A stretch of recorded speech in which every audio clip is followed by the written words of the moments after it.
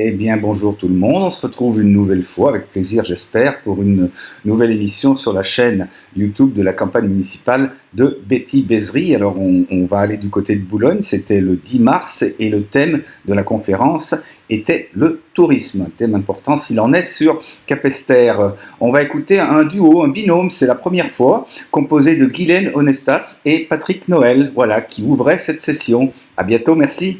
La culture de la canne a commencé ici vers le milieu du XVIIIe siècle, il y a plus de 250 ans.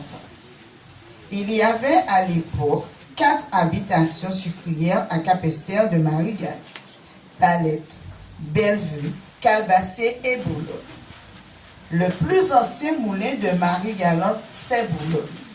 C'est le seul moulin en Guadeloupe à avoir une porte-cale. Il a été le premier moulin à être construit et ainsi est d'ailleurs le seul moulin en Guadeloupe.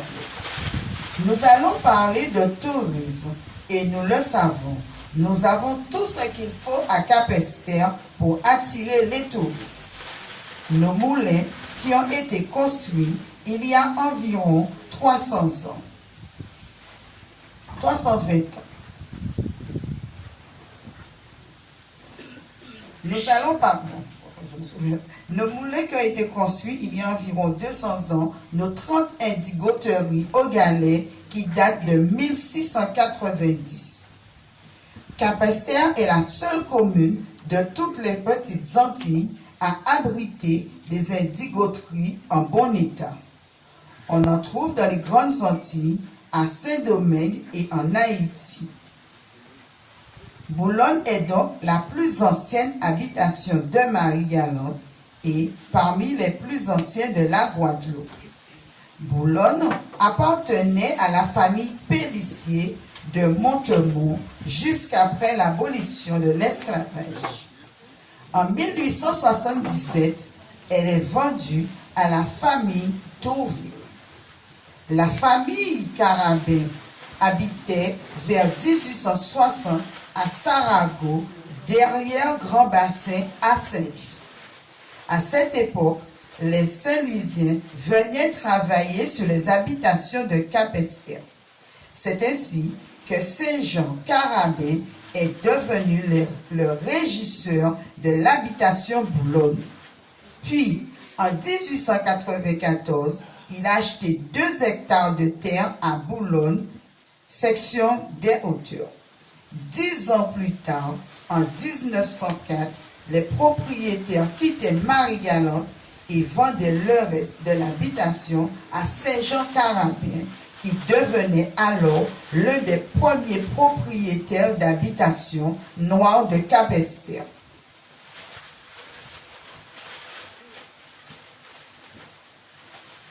Les descendants de Saint-Jean-Carabin sont présents à Boulogne, Gros-Morne, Boré, Saragotte. Ce sont notamment les familles Carabin, Bordin, Dragin, Bouécasse, Zédouan. Excusez-moi si j'en oublie. La zone dite des Hauteurs est la zone agricole par excellence. On observe de grandes surfaces plantées en canne à sucre. Mais aussi, dans les ravines, on a pratiqué dans le passé la culture du café et de la vanille. C'est une zone riche car bien arrosée, avec un massif forestier toujours important sur les flancs de la ravine. La découverte qui traverse de part en part le plateau. Je laisse la parole à Patrick. Merci de votre écoute.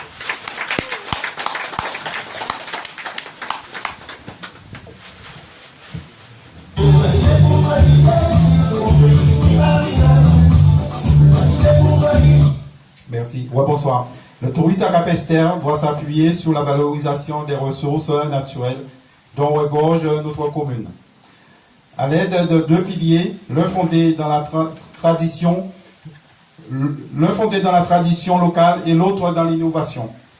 Les activités traditionnelles restent la canne à sucre, la production vivrière, le rhum, la pêche et le tourisme balnéaire.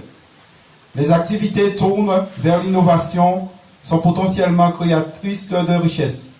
les plantes médicinales et l'agrotransformation, la vente de coquillages et de crustacés et l'écotourisme.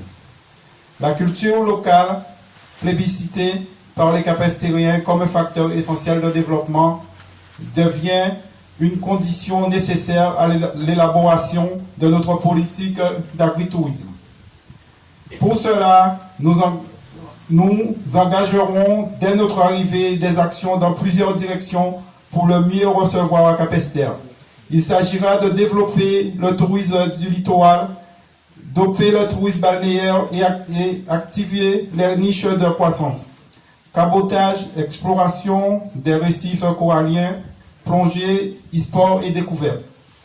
Dans le cadre du programme La Capesterre par la mer, il conviendra de souligner l'intérêt scientifique, touristique et patrimonial des 15 ravines du littoral capestérien, du parc de roches faucillées au Cap, des roches noires au Galets et de bien d'autres curiosités physiques et naturelles.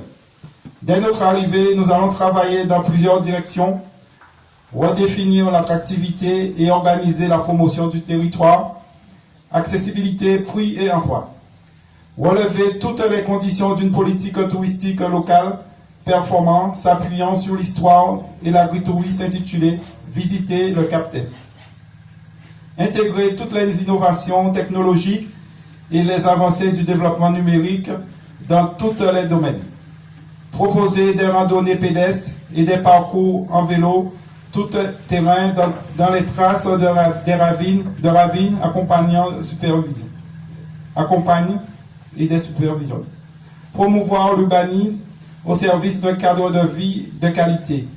Intégration paysagère, accessibilité, sécurité, déplacement, d'où architecture locale spécifique, disponibilité des équipements et des services.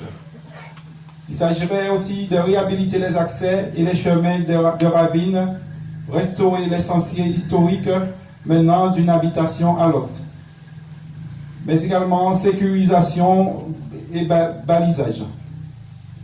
Développer une politique de revitalisation des panoramas, sites et paysages. Alors engageons-nous à notre côté à changer pour avancer dans la nouvelle dynamique pour Capesterre. Tous ensemble, les 15 et 22 mars 2020, votez la liste pour Nouvelle Capesterre. Je vous remercie de votre attention.